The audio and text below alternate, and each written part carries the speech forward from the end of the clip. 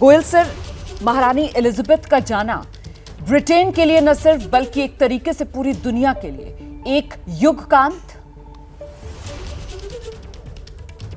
जी, आपने बिल्कुल सही कहा।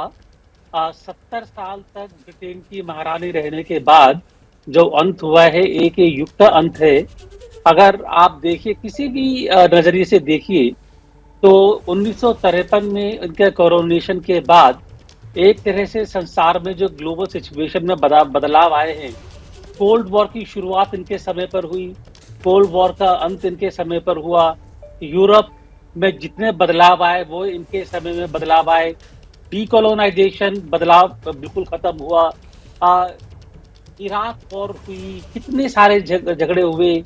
तो अगर देखा जाए तो एक तरह से महारानी एलिजाबेथ ने संसार में जो जितना परिवर्तन देखा है 1953 से लेकर के अब तक, जी, मेरे ख्याल है कोई भी ऐसा विश्व नेता होगा जिसके दौरान ये सब हुआ है। तो एक तरह से युग का अंत है, खाली एम्पायर का अंत नहीं है।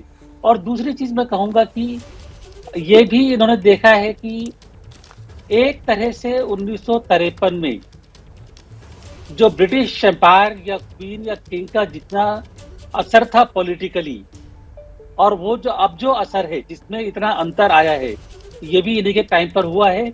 और इस अंतर के आने के बावजूद अपनी पकड़ मजबूत बनाए रखना, मैं कहूँगा उनके लिए एक बहुत बड़ी कंट्रीब्यूशन रही और बहुत बड़ा काम रहा। ये बहुत महत्वपूर्ण बात सर आप कह रहे हैं। मुझे लगता है संजीव श्रीवास्तव जी के बाद इसी बात को लेकर चलते हैं कि कहाँ तो वो दौर जब कहा जाता था कि साहब ब्रिटिश साम्राज्य जो है इसका सूर्य कभी अस्त नहीं होता, और कहा खुद क्वीन एलिजाबेथ, शाही खानदान की वो शख्सियत जिन्होंने अपनी आंखों के सामने उस ब्रिटिश साम्राज्य के उस सूर्य को अस्त होते हुए देखा।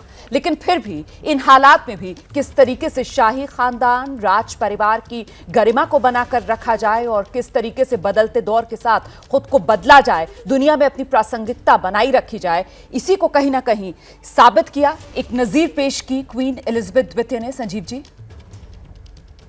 जी, सबसे पहले तो मैं आपके चैनल के माध्यम से इस घटना पर महारानी एलिजाबेथ द्वितीय की जो पासिंग हुई है उसके ऊपर अपनी शोक संवेदना व्यक्त करता हूँ। और ब्रिटेन के लोग हों, कॉमनवेल्थ के देशों के जो लोग हों या पूरे विश्व के लोग हों, सभी आज शोक संतप्त हैं।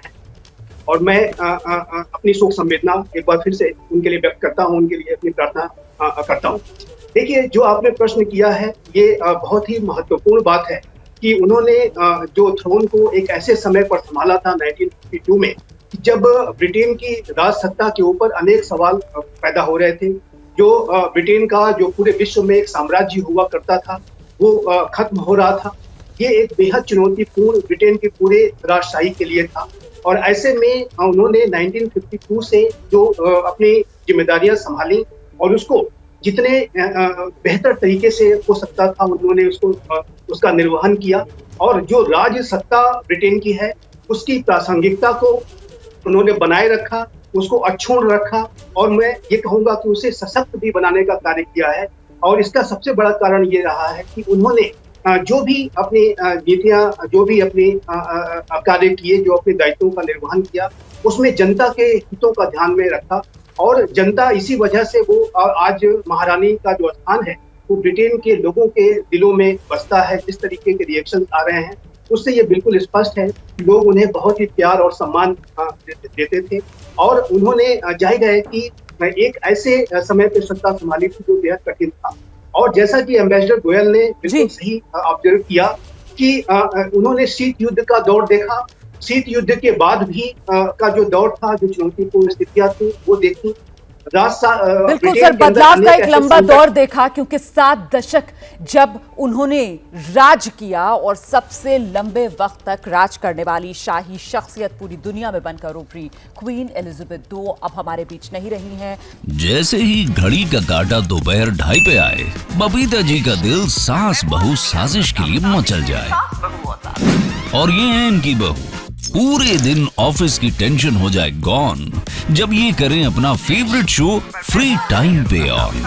इनकी तरह आप भी देखिए अपना फेवरेट शो अपने टाइम पर और डाउनलोड कीजिए एबीपी लाइव ऐप अपने स्मार्ट टीवी पर।